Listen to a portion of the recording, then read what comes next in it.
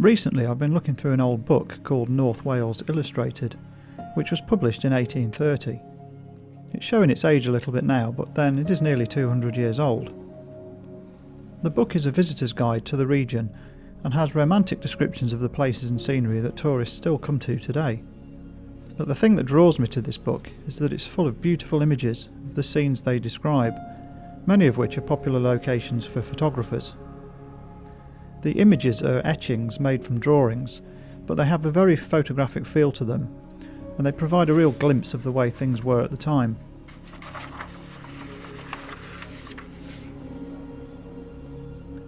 Written in the book are various accounts from people who visited some of the more mountainous locations, and at the time this was published, mountainous regions were regarded as foreboding and melancholy places, and this does come across in the text. Just a year after the book was published, Charles Darwin made the first of several visits to Llyn Idwal, where he began to expand his understanding of the geological processes that have shaped this land. In this video, I visit two of the locations described in the book and attempt to make some photographs that reflect the mood captured by the etchings. On the day of my visit, the mountain summits were shrouded in thick cloud, occasionally letting shafts of sunlight break through to spectacular effect. The Namfrancon Valley was looking fine, and I had high hopes of capturing the grandeur of Llyn Idwal on 4x5 sheet film, with conditions that had echoes of the depictions in the book. But before that, I'd be capturing an image of the picturesque Ogwen Falls.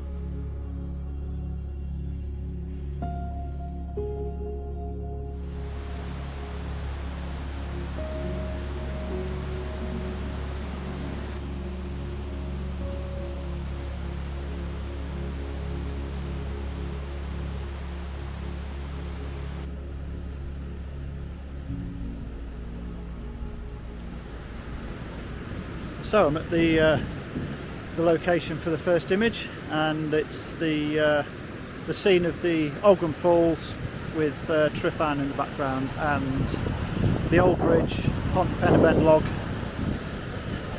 completing the scene. So let's get this set up and composed, and then I'll take an image.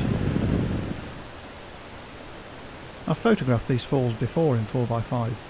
My 150mm lens isn't a multi-coated optic, so I knew I'd get a vintage look as a result of the lens's imperfections.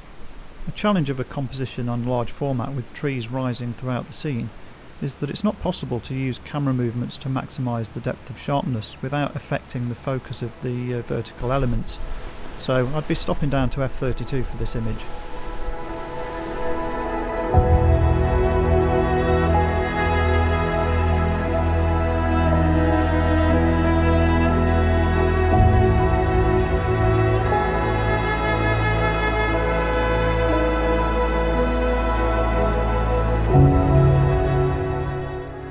After finishing up at the Ogwen Falls, I headed up into Llyn Idwal, making for the eastern shore of Llyn Idwal to be in roughly the same position as the image in the book. I was hoping to see a cloud bank directly above the Devil's Kitchen, which I'd visualised as being a key component to match the dark mood of the etching, but there seemed to be cloud everywhere but here. One of those occasions where it doesn't quite go to plan.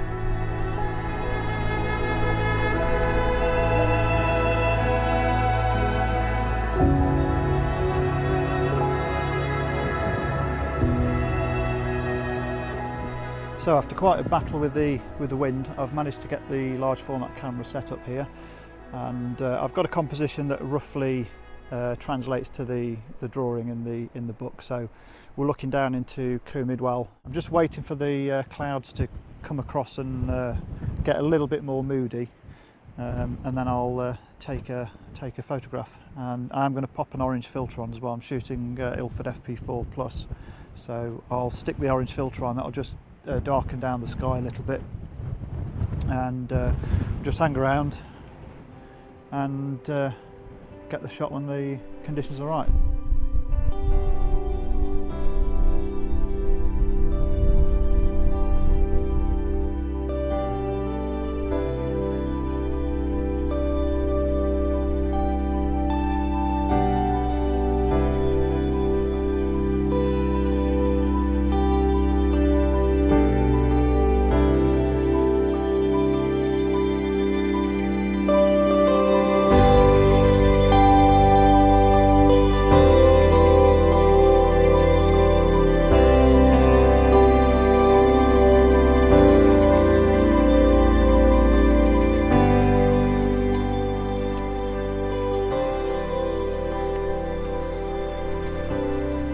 Having waited a long time with the Devil's Kitchen shot, it was clear the clouds weren't going to do what I wanted, so I recomposed to capture an image of the Llyn ridge where there was a cloud bank.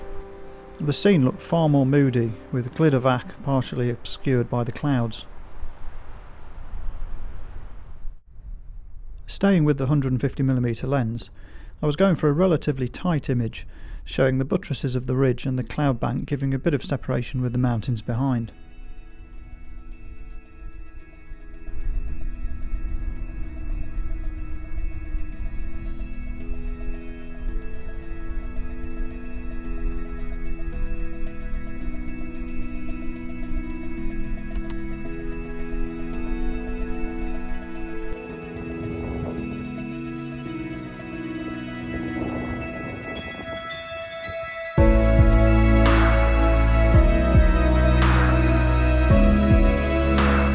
I'm showing the image here, but I don't think it works that well.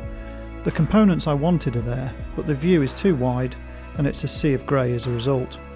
With a longer lens, I'd have been able to isolate the buttress where there is a wider selection of tones and the clouds would have played a bigger part. So here's a cropped version of the image, which is much stronger because the buttress is now very clearly the subject of the image. The detail of the scree slope below the buttress is much more apparent, and there are a much wider variation of tones in the frame. I had planned to shoot a third image from the eastern end of Llyn Ogwen, but decided against it due to the wind, but overall the day had been a good one. Spending time in Llyn Idwal is always rewarding, and thinking about how the travellers who contributed their experiences for the book might have felt seeing these mountains for the first time is quite evocative. Travelling to Snowdonia from anywhere outside of Wales in 1830 was a serious commitment. We have it so easy these days. I'll finish the video by reading a short segment from the book.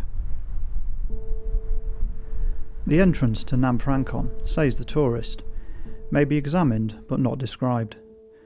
The romantic pen of a Radcliffe could not overcharge a description of a deep chasm at the foot of rock and mountain, rude and stupendous to the highest degree.